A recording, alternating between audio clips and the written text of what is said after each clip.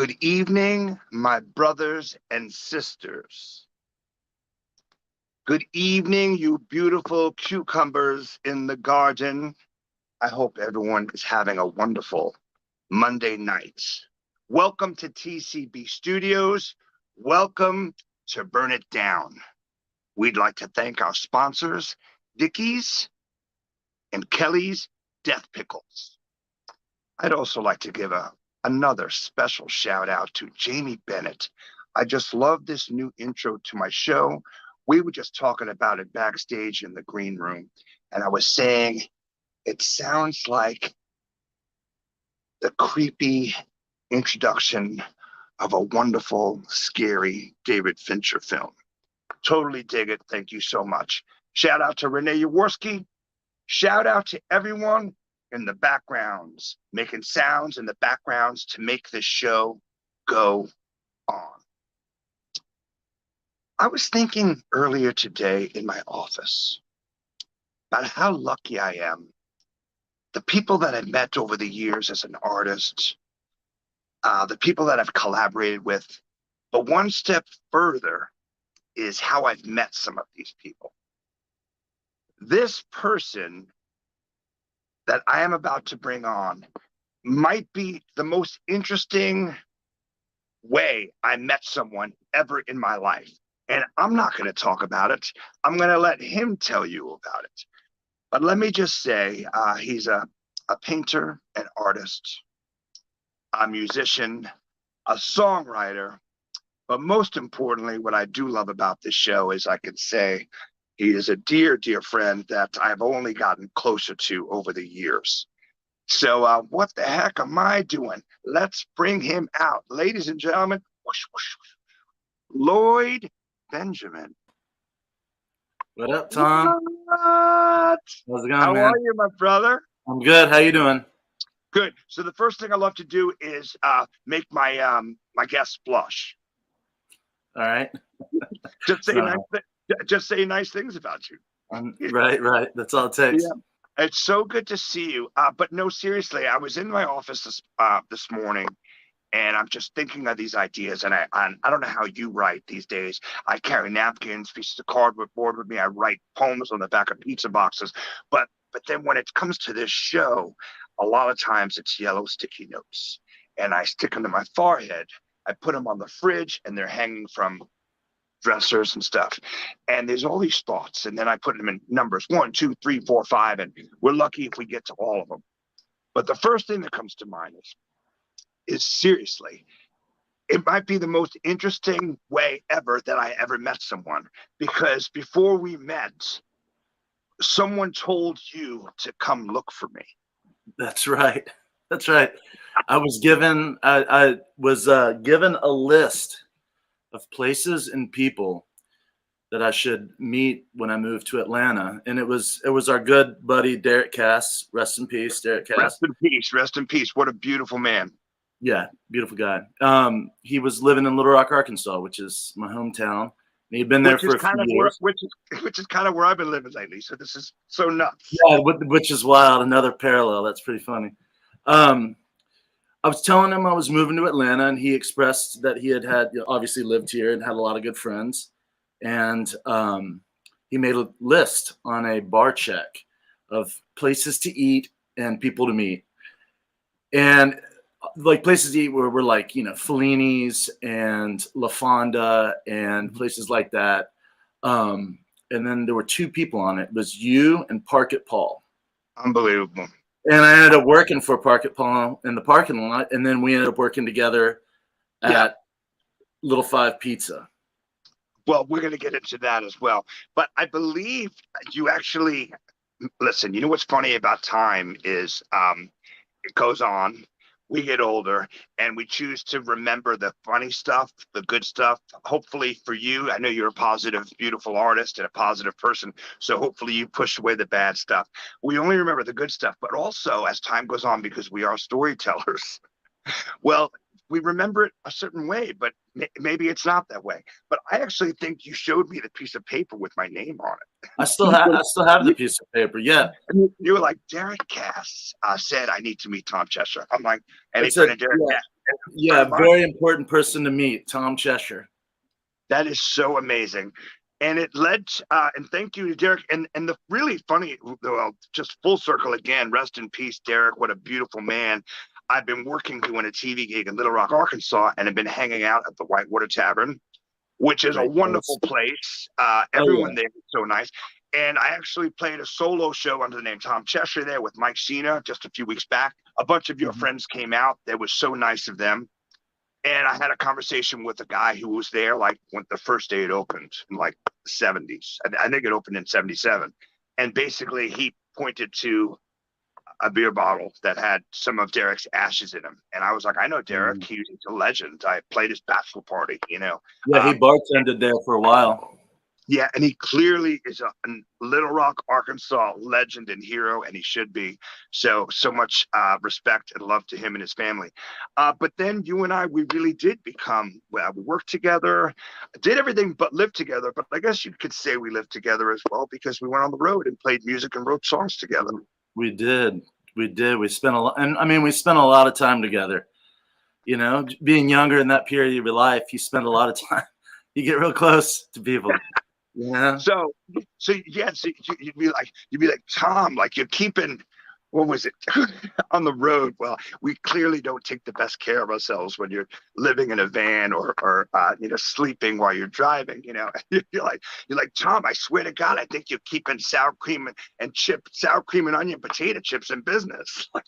Like I literally lived off like water during the day, maybe a Gatorade, beer, and unfortunately back then probably worse things, and then sour cream and onion potato chips. You're like, You what's loved them. wrong? You loved them.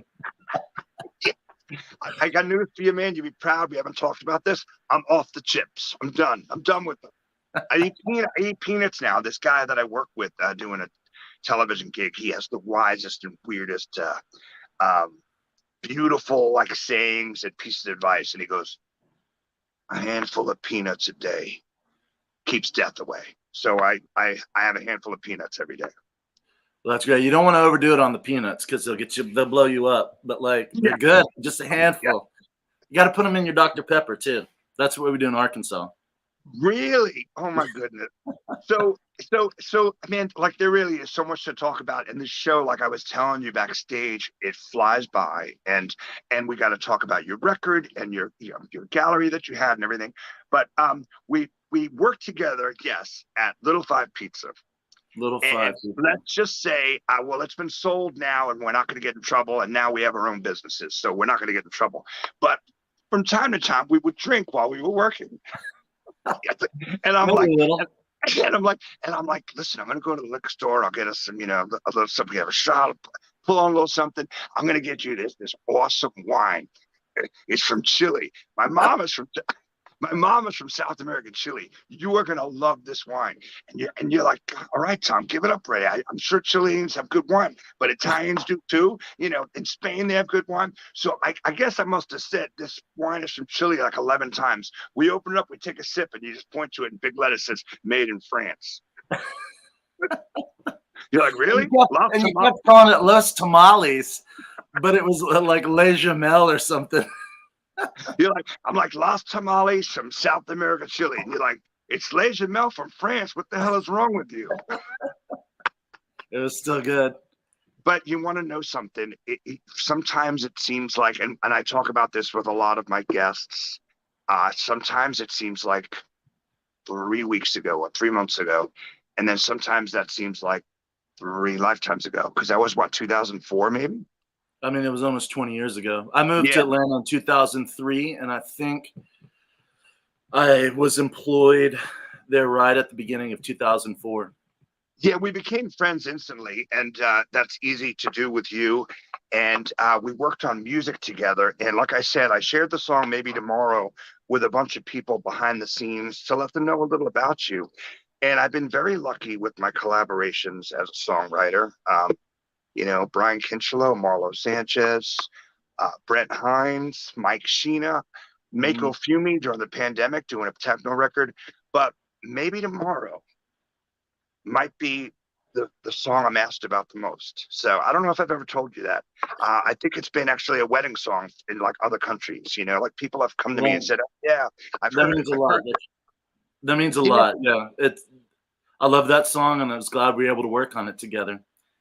what was your thought process on that song? Because for me, like the melody sounded like something that could have been a lost track off like Wire Pink Flag, and that's a compliment because what a great art punk band, you know. And they always flirted with riffs like that, you know. But like Mhm. did you come up with it and then you came to us? And I think the words and the melody came like this from what I remember. But then again, that was 2008, like you know. Yeah, I mean, was that 2000? But yeah, it was about 2007 or 8, right? Yeah, yeah, Well, I had written the like rhythm guitar part to that and just scratch tracked it. uh-huh. And it was sitting around. I remember it was sitting around on my computer for a while, and then I came up with that lead melody, the Yes. one. But when I originally did it, I did it as a like an organ lead, like a Hmm. keyboard lead, right? So at that time, I was demoing stuff for the Wolves, and Yeah, Marlo was writing and demoing stuff, and we'd share. sure. I shared it to Marlo, and then Shout out Marlo Sanchez. Yes. he heard something in it, you know, and took it and then converted that keyboard line, which is the main melody, like music melody, to Yeah. guitar part, and then it just worked from there. And yeah, I remember the your vocals came so quick. I mean, working on that song in the practice space, it just happened so naturally and so fast. Right. So much magic happened in that space. I miss that space, and I miss that time period a lot. Even though there were things besides music that were a mess in my life, so I don't miss that. You know, I certainly have much more peace in my life now. You know, Hmm. but again, what comes out of insanity sometimes is the best art. Because Sheena and I talk about this all the time, and it's like writer's block. Don't fight it. Like, you know, watch a movie, fall in love, fall out of love, listen to other music, and then maybe you'll be able to finish these ideas and somehow, you know, you'll write the things that you wanted to write. Because I Hmm. believe the best songs, they just write themselves. Like it from how I remember it now, and like I said, time plays funny tricks on our brains. You know, but it seems like you Time and other brought it in. things. It seems like you brought it in. We had a couple of Guinness. Marlo had a riff, and next thing you know, I'm saying maybe tomorrow she'll wear my ring. You know, Yeah, tomorrow, you know, like you know, I won't lose my mind. You know, and it yeah. was just it's unreal. Well, we were hitting on all cylinders then. You know, Yeah, we were a band and we were playing. We were a tight band and we were playing well with each other, and we were able to bring our own ideas and influences, and but then turn it into a song that just had a lot of dynamics. It it was still does. I mean, I'm super proud of it, and I play it from time to time live, and it sounds nothing like that the way we did it. I'll do it with like, let's say when I was living in San Diego, I was like, man, I need to turn people in out. Let me play shows in LA and San Diego and turn people on to the song. So just me and B Kincher do it. B Kincher just play the guitar part, and I would sing it standing up and like standing on a milk well, box it's screaming. versatile. It can be an all out heartfelt like rock and roll song. But then the Wolves, we did an acoustic version of it for Stick Yeah, Figure Records, right? So that's what I shared. Yeah, that's what I share with everyone. yeah, And it can it your has so many beautiful, different faces. yeah, your Yeah. beautiful footage of you on the back of a truck driving through Morocco. I mean, just Oh yeah. unbelievable. You know, well, because I was thinking of, which leads to your most recent projects, because that riff also could have fit with like your old band Moving Front, who, by the way, I think most of that band came out to see me play in Little Rock. Had a blast with them a few weeks ago. What a wonderful group of men, and what a wonderful group of talented men, and we just had a great time catching up. Yeah, But they were great. but some of that, like the things that are in that song, remind me of what could have something you could have done for Moving Front. So thank you for doing it for Wolves. And then it also reminded me of something that you could have written now for your newest project, which congratulations, you just put out an album on vinyl under the name of Uneven Lanes. Well, thank you. Yeah, it just came out in last month, right? Was it last Yeah, month? Yep. yes. I was lucky enough to do some songs at your record release party. You closed Thank the you so evening much out. for having Yeah. me. Yeah, it was awesome. It was awesome. Yeah, that record just came out last month on Max Recordings, which is a Yeah, label out of Little Rock, run by a really fantastic guy named Bert Taggart. yeah, Um, good people. and he was just super cool and really open the idea of putting the record out, which, you know, like when you finish a record and then you sit there and you go, okay, well, what am I going to do with this next? It's Right. wonderful when you have people that step up and say they believe in it and want to do something with it. So it came out and we played that release show, and it was awesome. And we actually have a show coming up on Thursday this week, Yes, um, at the Earl. at the Earl, yeah, on the 4th, playing with a band called The Giant Dog from Austin. Yeah, they're a pretty big band, man. Congratulations, man. Yeah, it's awesome.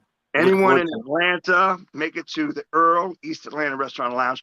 Might be my favorite place in Atlanta to see a show, and it might be my favorite place in Atlanta to play a show. And I'm sorry if anyone watching is from another venue. Listen, love is all around. I love the Earl. It's a great place. This is Yeah, going to be our third show there. So yeah. So when I played with you there a few weeks back, I was flying a lot and not sleeping. And then I got into town the day before the show, and I went and spent the day on Marlowe's boat, which means jumping in and out of the water, screaming, drinking beers, and music's playing, which we're driving fast on his boat, and you're screaming so you could be heard and having wonderful conversations with the lads, like your best friends. And then I went to practice that night and had zero voice. And these guys are like, "What the heck's wrong with you?" And I was like, "Man, I cannot do this. And I can't do this to my boy, my man Lloyd, whatever." So everyone was going out after practice. I was like, "Nope, I'm going to bed." And I just drank tea. The next morning, woke up, just drank tea. And I went to the Earl, did sound check. My voice sounded okay. I didn't even have one drink, like of beer or whiskey or anything. Had tea and ate salad, which, by the way, the Earl food's amazing. And I'm backstage, and Ben Davis, my saxophone player, shout out to Ben Davis. He's like, "Is everything okay?" I go, "I'm a nervous wreck right now." I was like, "I want to be great because I want to be great, but I also want to be yeah. great for my brother Lloyd for a show tonight, Well, whatever." you sounded great, and you did all the right things to prepare. Thank you.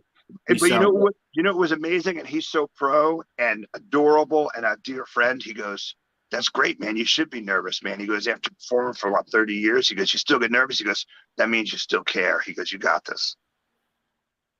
That's good word. That's good Yeah, advice. Yeah. yeah. Yeah, And definitely. you guys are going to be featured in Record Plug magazine. And are you doing something with Chad Radford, who's a partner of mine? I'm hoping Chad and I, when the record came out, I gave Chad a copy and we talked about it for a little bit. And then he had a good response to it. And he said that he's wanted to do something. I'm hoping in Record Plug. I know he has his own Ratty, blog yeah. that he does. Mm-hmm. And so I'm hoping something happens with it. But he had a really good response to the record and kind of left it at that for now. Chad is wonderful, so I act That as was kind of great. like a sponsor. I'll share anything that he does. He put out the first Western Motel 7-inch. Yeah. An amazing guy, a great fan of music, a great writer. So what Yeah, we'll do, absolutely. we will hashtag the hell out of him so he does do a piece on you in Record Plugs like next week. I hope. I hope. And just trying to think about, when I was trying to send you an email this morning, because I've had a few, and one was Lloyd at Get This, which was your old art gallery, which since then you've retired, but I know you still do work. But your email, I'm not giving your email to anybody, but let's just say it makes a reference. Everyone email Lloyd tonight and give him Yeah, money. give all my email addresses out. His artwork's amazing. But let's just say your email makes a reference to a lot of your artwork, your paintings, Yeah.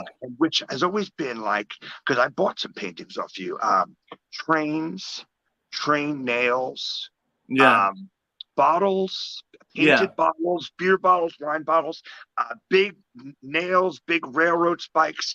And we talked about that when we first met, like jumping trains, hopping Yeah. trains. Like Well, that's talk, where that all came from. yeah, yeah. Like how did that happen? And how has that affected? Well, clearly it's affected you in song and in art today, still all these years later. Yeah, it's affected me in so many ways. Some of the songs on the record that just came out are about my times traveling. It left a mark, and yeah, I'm a self-taught artist across the board, Mhm. and I often say and consider that the years I spent traveling with bands and on freight trains was my formative educational years. That's how I learned. That's how I learned to live my life, and that's how I became the person that I am. But the bottles and the nails has appeared in my artwork and the train imagery and stuff like that. It does relate to the times I spent riding freight trains around the United States, which I hopped my first train when I was 19. Mhm. And I went with my girlfriend at the time. She had been riding trains since she was 15. And it blew my mind. It opened this whole other world up for me. But through that time, I took a lot of photos and documented a lot of stuff, and that sort of continues to come out in my artwork, music, and all that. But the bottles and the nails were actually my moniker, like my tags. So Right. I would draw them inside of train cars, in bathrooms, at bars, wherever. I just tagged it, and it stuck with me. And the nail specifically continued to make sense in my life. Just the image of the nail, because I later got into owning a frame shop and doing carpentry work, and I've always worked with my hands and created my own businesses. So just sort of, I always felt it was a good symbol for myself. Man, I love that, man. And that is absolutely wonderful and poetic and makes so much sense. And I appreciate it. And I hope. Well, actually, I don't think or hope. I know we both have influenced each other and introduced each other to great people. Because I remember when you introduced me to Bill Daniel, who still happens to like reappear in my life. I was listening to a podcast just a few weeks ago, and his name was mentioned. I think it might have been with Paul Leary from the Butthole Surfers, and he was talking about Austin and shows and stuff. Well, And and Bill, Bill used to do back in the '80s. Bill did Butthole Surfers audio visuals when they toured. that makes complete sense. And I remember meeting him, and it is such an important time, and even you having such a good effect on me because I think as much as we try, sometimes we're lost, And I don't think I was saved until 2012, until I moved back to New York and realized, okay, well, Tom, you need to make up your mind. Are you an artist or are you not? Because I felt like I was living five lives. Now, all I try to do is strive to be as an artist every day, whether it's music. I began back into painting as well lately, always storytelling and poems and stuff. But Bill, he's like, oh, yeah, well, half the year I live in my van and I put a screen on the side of the van and I show my black and white movies of hopping trains and rock and roll shows from the Texas scene Yeah. and the E3. And I'm like, obviously, I'm not giving it. I need to fall back and just trust that someone's going to catch me or I'm going to land in a place that my head won't hurt. And I need to give it my 100%. And now I've been doing that for 10 years. But I'm so grateful for that, man. I think those nights us drinking that Chilean wine, we really influenced each other. I think that was the start of it. And I definitely think that's where the influencing each other started, but it's still going on, man. It's still, I still well, love our yeah, conversations. I do too. And the thing is as I was saying in the intro, all those 100% true things about you, but most of all, proud to say is that you're a dear friend with a ginormous heart. And the coolest thing is somehow with all of this heinous things happening in the world and it being a mess, I feel like we've gotten closer, which is so rad. We have, and I feel the same way as well. Yeah. You know, like life changes. You change. I'm 44 now. I have a kid. Happy I'm birthday. Thank you. It was last week. Um, I I about a year ago, I started a really large pivot in my life, like a personal and professional pivot. I stopped doing things that I had been focusing on professionally for the last 10 to 15 years. And I decided that it was time to finally like put what really meant a lot to me forward, art and music, Mhm. and also friends, like just because you get older doesn't mean you have to grow apart and lose contact with people, right? Right. So I just took sort of inventory, and I was like, who are people that have really influenced me, and people that I really need to just continue to make sure that the conversation is ongoing, because there's Right. so much more good stuff to come from it. And of course, you're at the top of the list, just Oh, like the list, that Derek Cass provided. Still 20 yeah. years later, you're there. And I just was really trying to get back to making a priority every day of my life. The main hat I'm wearing is the things that make me happy, and I spend time with the people that make me happy. Oh man, you just said a mouthful. I hope our listeners are listening and taking their own notes on yellow sticky notes. Yeah, I'm the same way. I try and fail, but that's okay. It's very human, and it's okay because you just admit it. But I try to make it that like, so right now you're the person in front of me. So right now you are the most important thing in my life right now. We got 4 minutes and then we're out of here and then we'll get together next week. No, but like, so each thing that's at hand, one, if it's something that you love, like music and painting and storytelling, or seeing your friends succeed, how important is that these days? And then seeing how the ones that you adore are doing like really productive, cool stuff and creative, cool stuff. And they're not spending the time doing toxic, negative stuff. No, exactly. You got to surround yourself with positivity. Like we're all, like you said, there's so many bad things happening in the world right now. It's just a constant battle to try to stay happy, stay focused, and not dwell on those things. We just want to be, I think, not to speak for you, but I mean, we all just want to be creative and just have a positive life. Well, I got news for you. If you text me like every 2 weeks, random notes that just say like lost tamales, Chilean wine, I'll laugh till I'm 100.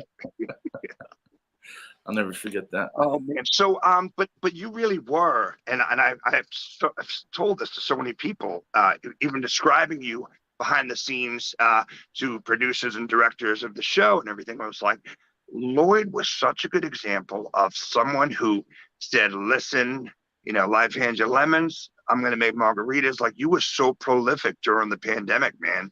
Like, how did you keep your head together like that, and like keeping your eyes on the prize?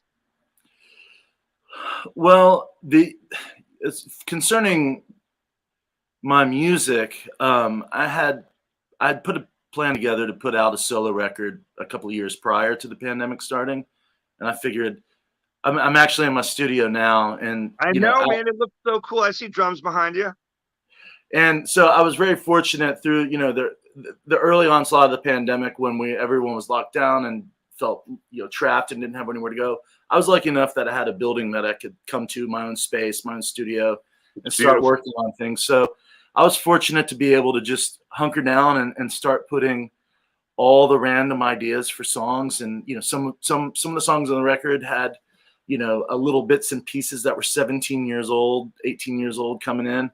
But I I just love started putting it all together, and it solidified, and I was finished with it by about 2020. It took a couple of years to get it mastered and pressed it. on vinyl and all that, because everyone was real backed up and all this pandemic was making it problematic. But it was certainly a project that probably would have been a lot harder to do if there hadn't have been a pandemic and just sort of more idle time. But it was something. And then my own artwork, my visual art that I do, I had an art exhibition that opened at Sandler Hudson Gallery on March 13th, 2020, which was the day the world fell apart, The world because shut down on that day. Yeah. yeah, and so it didn't really actually open, but it ended up being on the walls for 6 months. I think like 6 people saw it, but that was something, just the timing of that. I was lucky to kind of have just a little bit of energy there to keep making, provide a reason to make visual art through the pandemic Yeah. as well. Yeah. Well, man, I love it all, and I love you. And like I said, I'm super pumped. I'm super proud of all my friendships, and really proud of my relationships. The ones that we've kept over the years that just it bond, man. It grows, man. And love expands, and it also tightens, man. Like in the right places, you know. And I was doing a gig in Bristol, Tennessee, like a year ago when you were talking to me. I think you even sent me demos, and I'm driving every couple of weeks, take care of family stuff, back to Atlanta, and there's this one patch of roads in the middle of the mountains where they're doing construction, and it's just every 50 feet to the sign that says uneven lanes, and I'm like, man, Lloyd, what a good name of a band, man. Free So advertising. it's such a you probably had that name forever. I've been wanting to name something that for a minute, yeah. And I was like pretty surprised that at the time of naming, you got to go through the whole thing of like checking Bandcamp, checking iTunes, all the streaming services, YouTube, Facebook, make sure that you're not like Yeah. who has that name too and using it. And there was like a defunct metal band from Gainesville that had used it, and that was it. So I took it. That is amazing. Well, I'm so glad that you could have it. At the end of this show, I will be sharing. Should I share the Bandcamp information on Even Lanes with people? Yeah, please. Yeah, that'd be great. We'll do. We'll share that on CCTV. Anyone who's in Atlanta or the Atlanta area, listen to me, man. I wouldn't steer you wrong. Go to the Earl Thursday night. Say hi to Lloyd. Say you watched our show tonight. Um, Lloyd has, like I said, he's been so prolific, and he does a lot of stuff. So I had so much fun talking to him that I'm just going to say now we should have him on as a regular guest every once in a while. So, man, it was so good to see Anytime. you. And let's get together this week in person. I will, Absolutely. yeah. And man, one love to you and your family, and one love to everyone watching. And again, Renee and everyone else. And I told you, man, it goes by like that. It So goes by we're just real gonna, fast. Well, thank you for having me on, Tom. It means a lot. oh man, love you Love you, man. guys, man. I'll talk to you. Love you and love you all. Bye.